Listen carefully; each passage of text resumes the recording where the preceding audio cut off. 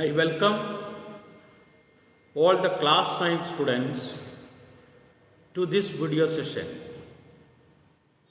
In this video, you are going to learn a lesson from your English textbook, Beehive.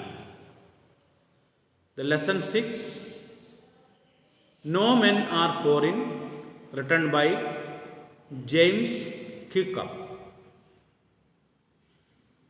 James Kirkup is a poet, a playwright, novelist, and a traveler. He was born on 23rd April 1918. His poetic career began with the short verses Haikus and Tankas. What is Haikus and Tankas? This is a traditional form of poetry.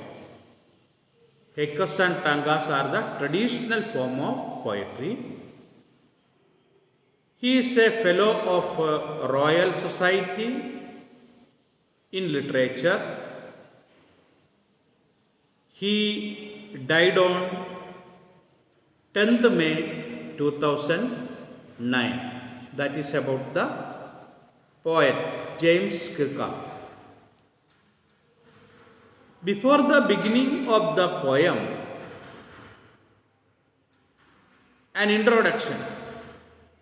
The poem No Men Are Foreign is about the concept of global brotherhood and equality with no place for any kind of prejudice. The poet says that the whole world is one. There is nothing like strangers or people like foreign. All of us have common feelings of love and common resource of our life in spite of all different nationalities and religion or color, sex, caste, creed, etc. We must unite to make everyone's life better.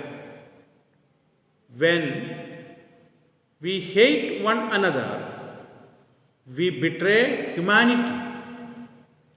We all are human beings, and we should remember that no man is foreign and no countries are strange. This poem consists of 5 stanzas. The first stanza. Remember, no men are strange, no country is foreign.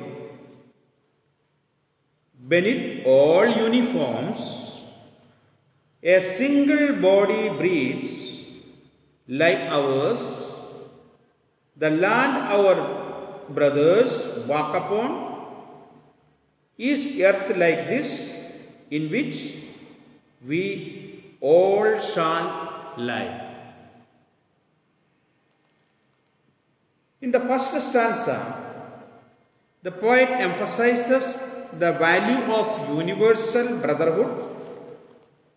The poet draws our attention to the absence of any difference amongst the people of different countries.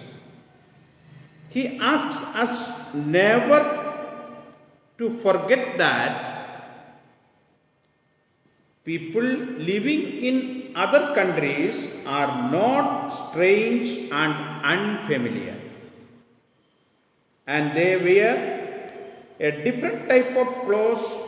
All human beings are same.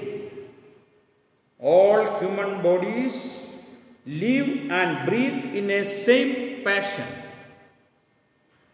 We all are brothers because we walk upon the same earth that we have divided into different countries.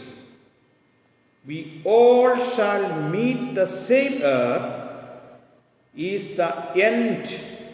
In the end, when we shall be buried in the earth after death.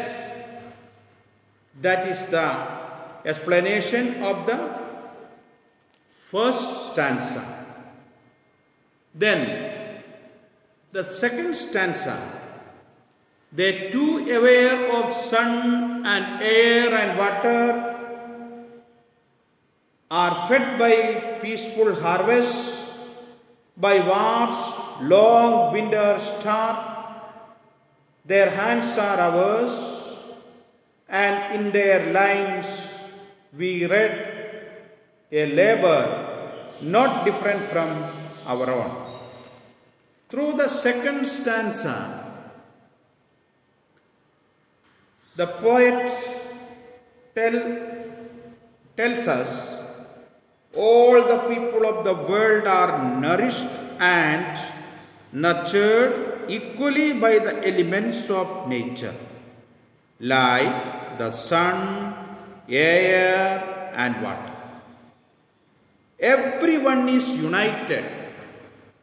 Everyone is united by the sameness of spirit, like us, the people of other country, to enjoy the harvest in peaceful times and God's starvation caused by long drawn wars. They too toil to earn livelihood, and their destiny is similar to ours. The third stanza, the poet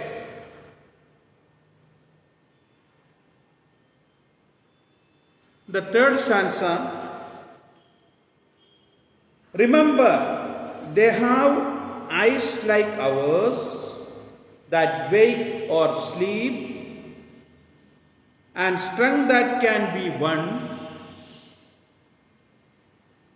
by love in every land is common life that all can recognize and understood.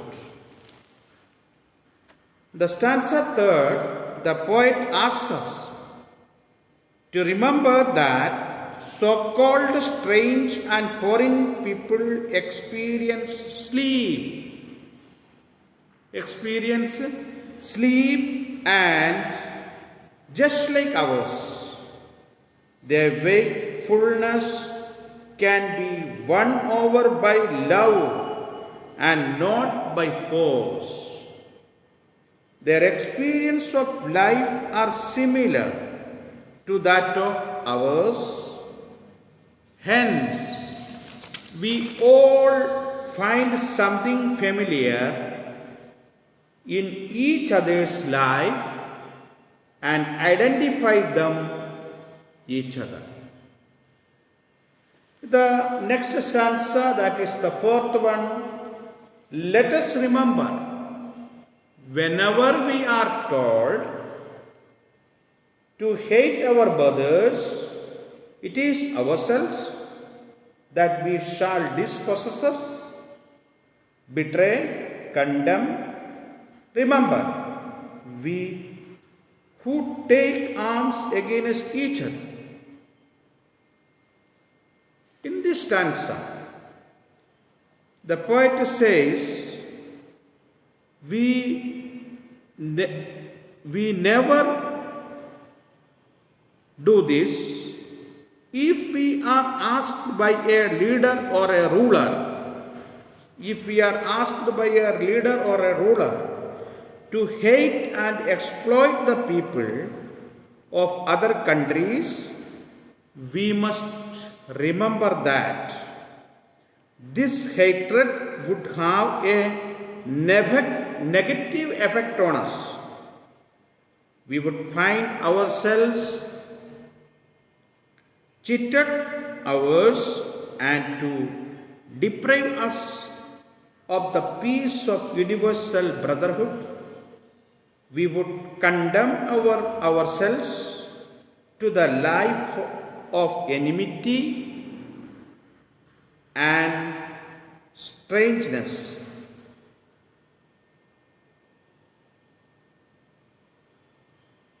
Yes. Then the final stanza, that is the fifth stanza. It is the human earth that we define. Our hells or fire and thus outrage the innocence of air that is everywhere our own. Remember, no men are foreign and no country is strange. In the final stanza, that is the fifth stanza, the poet again reminds us that war is futile, no use. We take upon arms against each other. The deadly weapons emit fire and ashes that spread all over and pollute the environment. This stops its air of its purity, and the world becomes more difficult place to live in. It is very important to note that not to consider any human being as foreign and any country as strange. We must build mutual respect and trust. This is the message the poet tries to convey to his readers. Thank you for watching this video. Thank you. Have a nice day.